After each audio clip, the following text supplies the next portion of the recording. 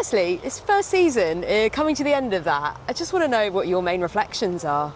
A lot of pride.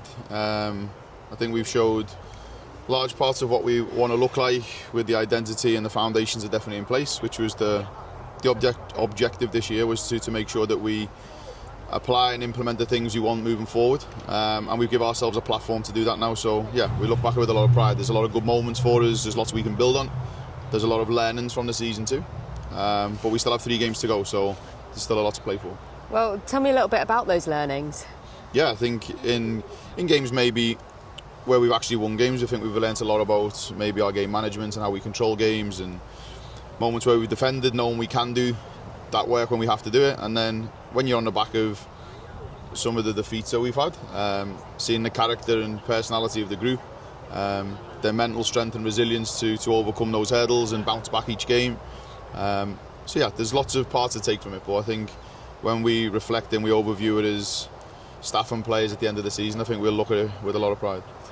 I know at the beginning of the season you didn't want to put sort of too many labels on what your ambitions were, but now I'm sure you had some internal ambitions. Do you feel like you've achieved those? Yeah, I think we're right on top of where they are, what we set out to do, and club and team connected.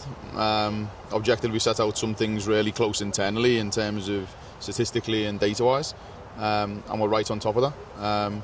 And also then as a wider club, what we set out from a club perspective, what we wanted to do this year, and I think we're right in the mix of achieving those things. So as I said, the last 3 games will enable us to push past maybe some of those objectives, but also we're ahead on some of those objectives already.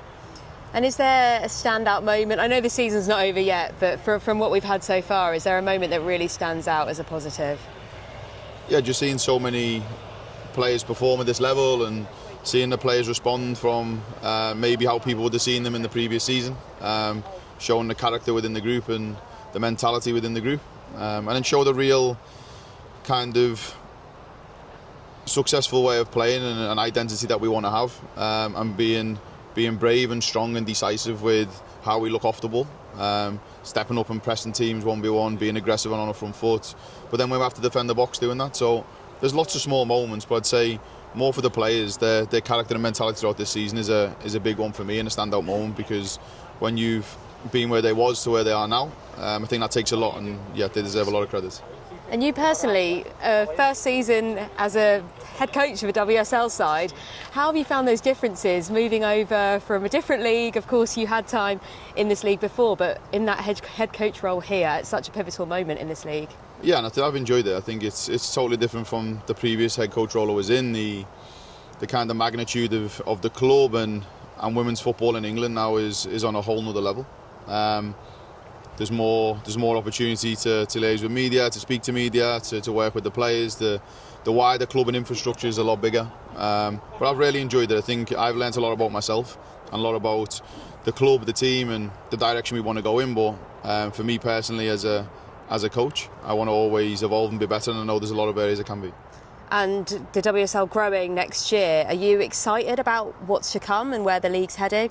Yeah, I think if you look at the opportunity for 2 plus 3 teams to come up in a playoff one, if it's 3 teams, then brilliant, because it shows the evolvement of the game. It shows actually the direction the league's going in, and to try and remain as that number 1 league in women's football, where all the players want to come to and all the big stars want to come to, and by doing that increases the quality and probably the commercial interest in the game and the programme, and by doing that I think we'll all benefit as each club.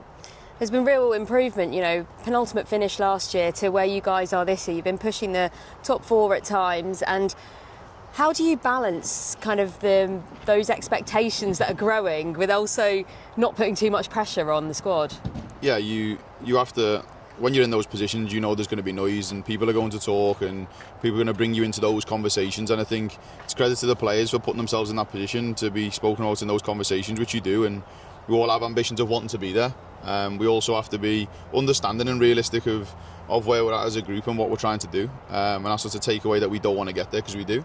But yeah, I think for us now, in terms of when you look at it, we've been amongst that, and you get kind of a feeling for that, and you want more of that now, and that should give us enthusiasm and a big ambition to be part of those teams that are competing for those Champions League spots, and not just that, but also domestically competing for the league titles, the the domestic honours and the cups, and we want to be at the latter stages of those competitions. And I think we've had a feeling for that, and a feel for it, and a sense of it. And now you've got that. I think that should give you, a lot of passion and desire to want to go a step further. And how do you push that, break that barrier to get there?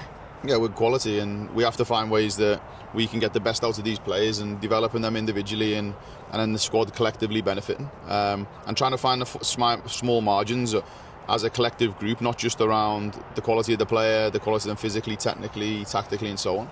Trying to find small margins further of the togetherness of the group and the morale, and those moments where you have to show a different side to your game, where you're willing to fight, and we can be flashy and we can show our quality, but I think you have to have the other side of the game where you're really organised and you're disciplined. And I think if we add that, we can definitely be competitive, but you need to make sure you're very consistent over a period of a season. And if we get that consistency, I think we can be competitive.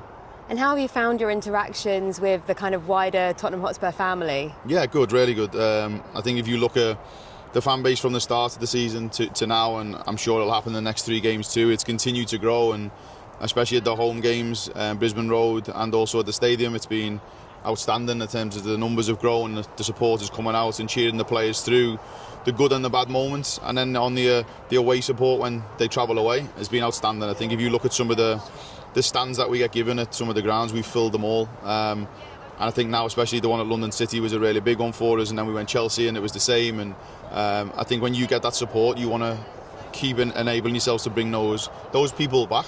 And I know the players will give everything to make sure they can put on a performance that is worthy of the club, the shirt, and for those fans. And to make sure they keep doing that, we have to keep performing at a high level. And what about internally with the decision makers and the commitment to women's football? Yeah, huge. I think I've had no reasons to not believe that. I think everything we've asked for, they've put forward. They have big ambitions, the owners, for this team, and we'll definitely see that coming up to the summer now in terms of the investment in the squad, the investment in the way we'll look in terms of facility and resource. So yeah, I can't have.